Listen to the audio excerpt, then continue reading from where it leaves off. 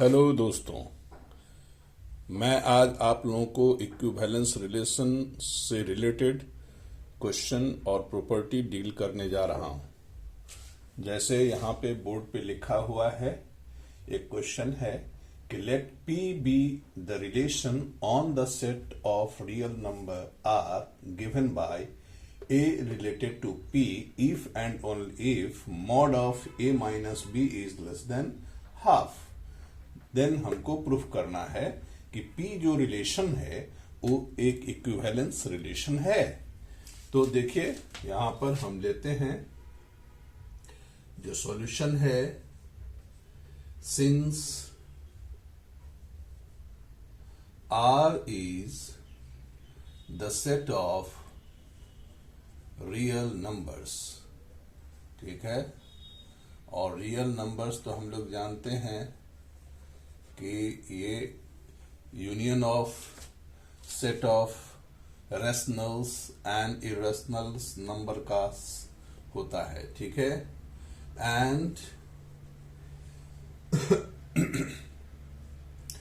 And a b belongs to are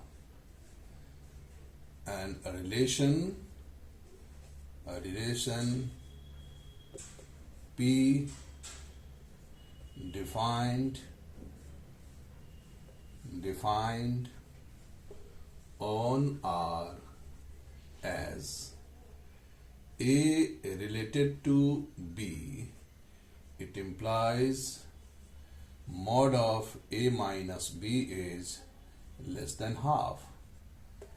Then we have to show that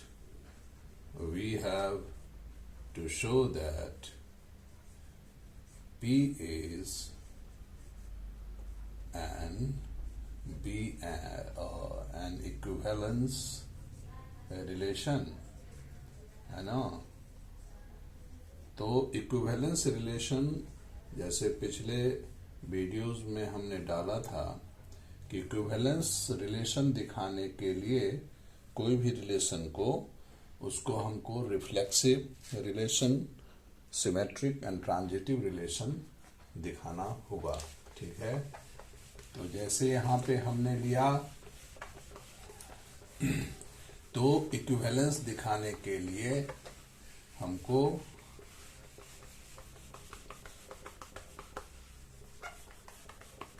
देखिए For this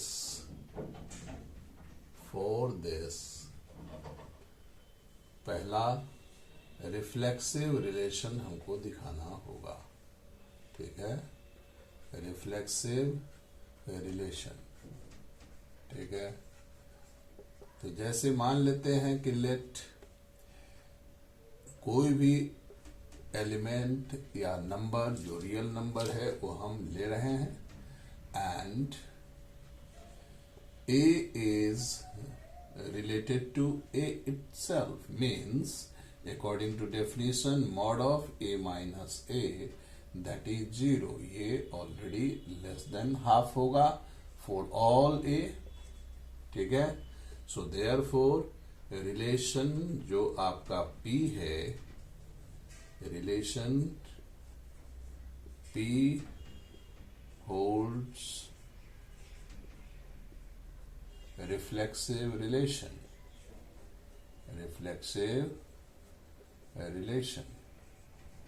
ठीक है।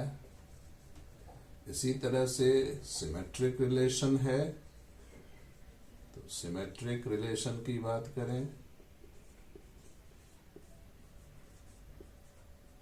तो symmetric relation में दो एलिमेंट लेते हैं, दो नंबर्स रियल नंबर लेते हैं, A और B belongs to R such that according to definition of relation A related to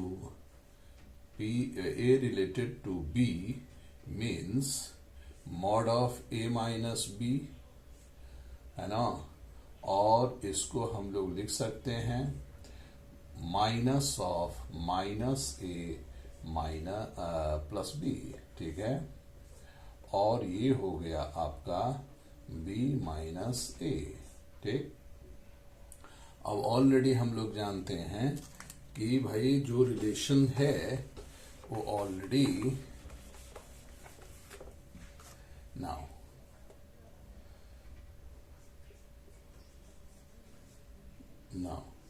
mod A minus B ये लेस देन हाफ है, एंड अभी हमने देखा कि ये बराबर है मॉड ए माइनस बी जो है mod of b minus a के बराबर है। So it implies that mod of b minus a is less than half, और इसका मतलब हुआ कि बी रिलेटेड टू ए हो गया। ठीक। So therefore relation is symmetric.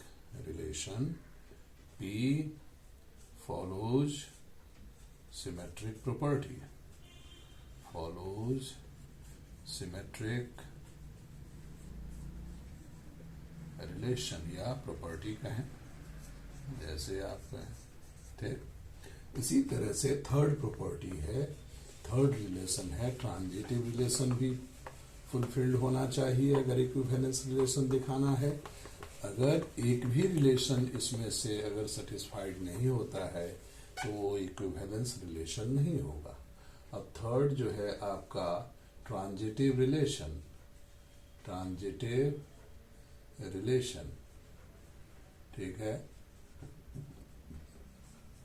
Means मान लेते हैं कि ए बी सी 3 रियल्स नंबर है such that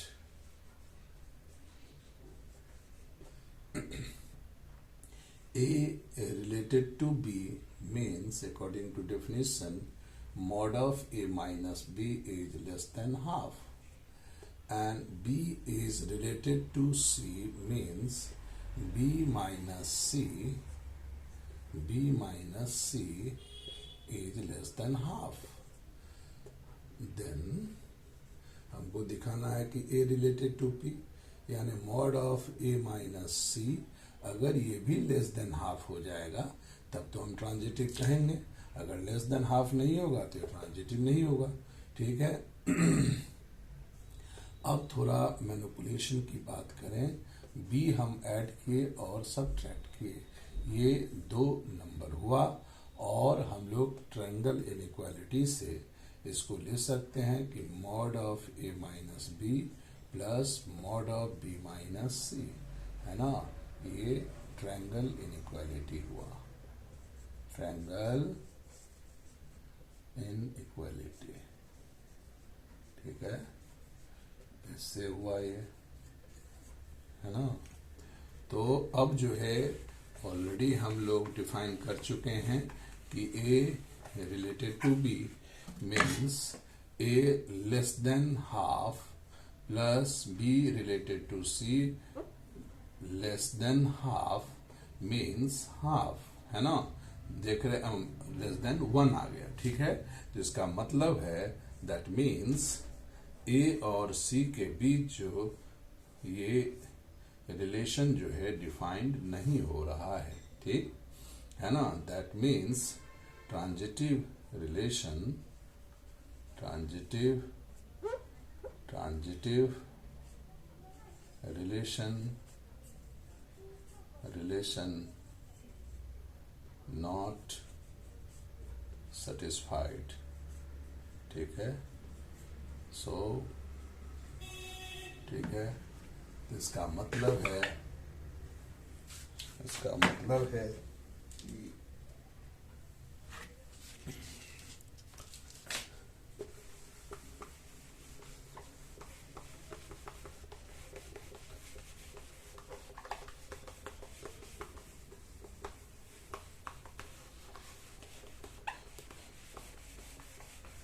ठीक है,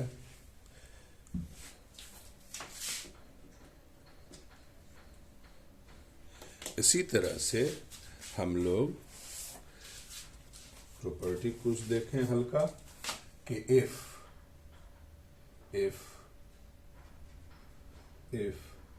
R is a relation on the set ए, ठीक है, then show that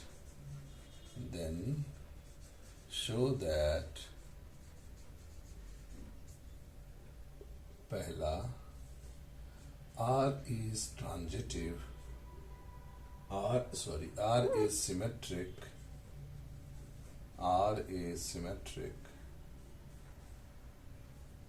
it implies R inverse is symmetric, ठीक है,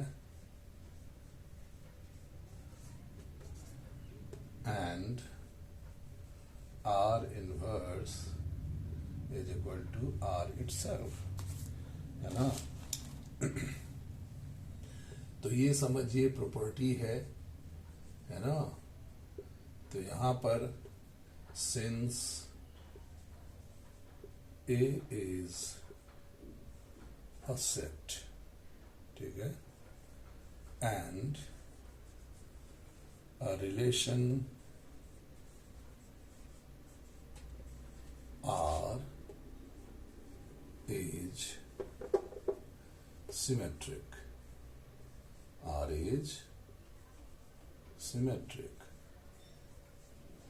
then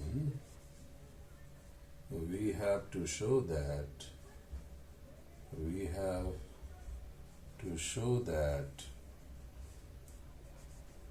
R inverse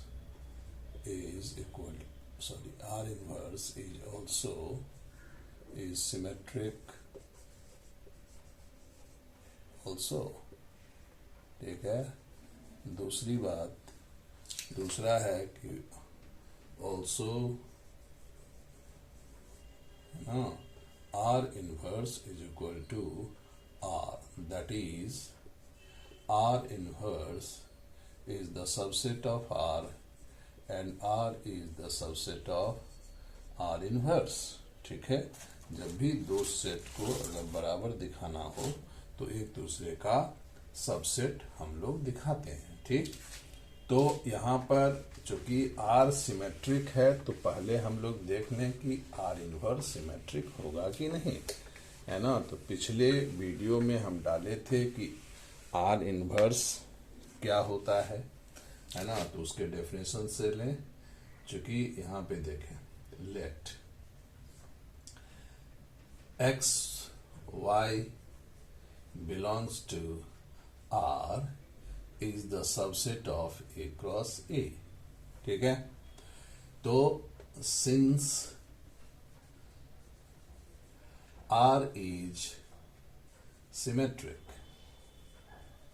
ठीक है, तो इसका मतलब क्या हुआ, that is x y belongs to R, it means yx belongs to R, क्योंकि सिमेट्रिक प्रॉपर्टीज है। अब जो है हमको लेना है कि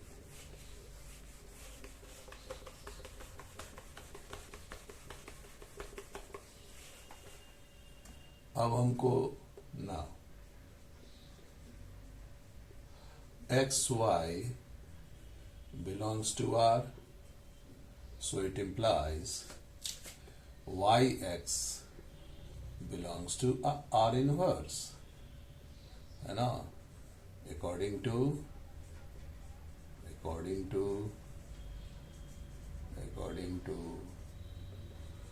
definition of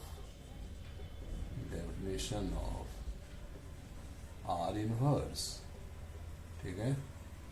Similarly, yx belongs to R, so it implies xy belongs to R inverse, है ना। Then yx अगर belong कर रहा है R inverse में, so it implies xy belongs to R inverse, है ना। So from property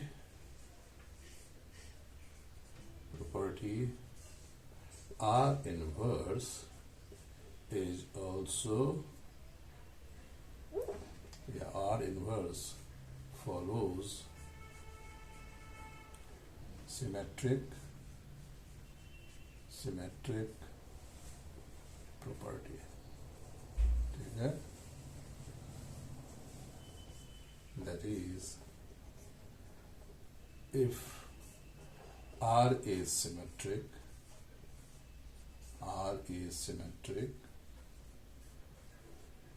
so it implies R inverse is also symmetric. ठीक है? अब दूसरा इसमें क्वेश्चन दिया हुआ है कि R inverse is equal to R, है ना? तो देखिए यहां पे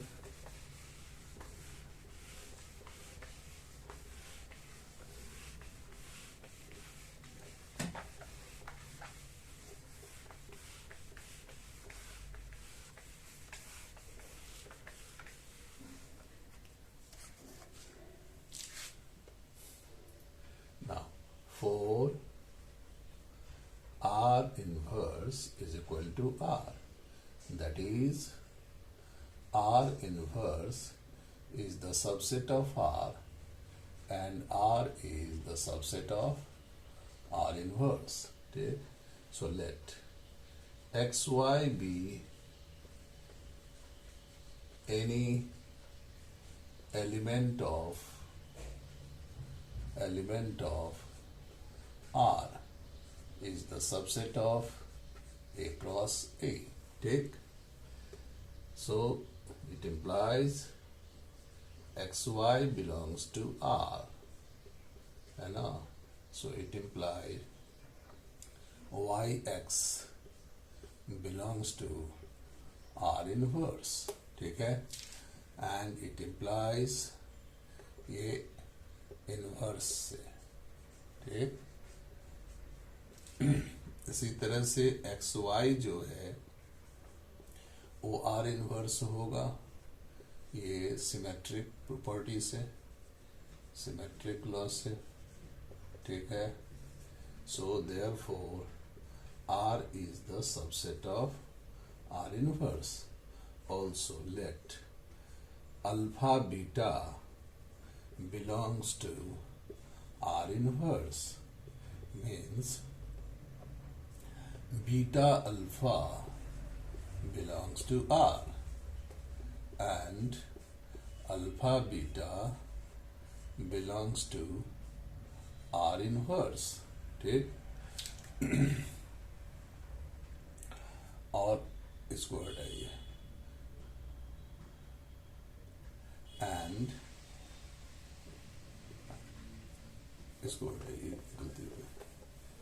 यहाँ पे इसका मतलब हुआ कि अल्फा बीटा अल्फा कहाँ बिलोंग कर जाएगा? Belongs to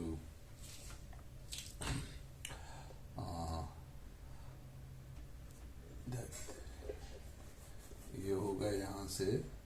it implies alpha beta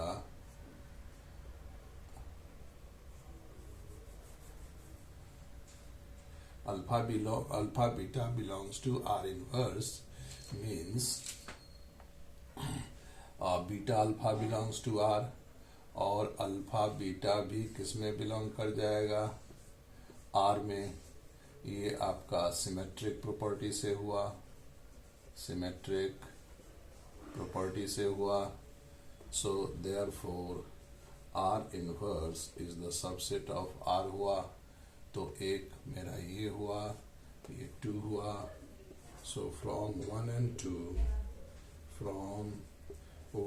2 and equality of two sets,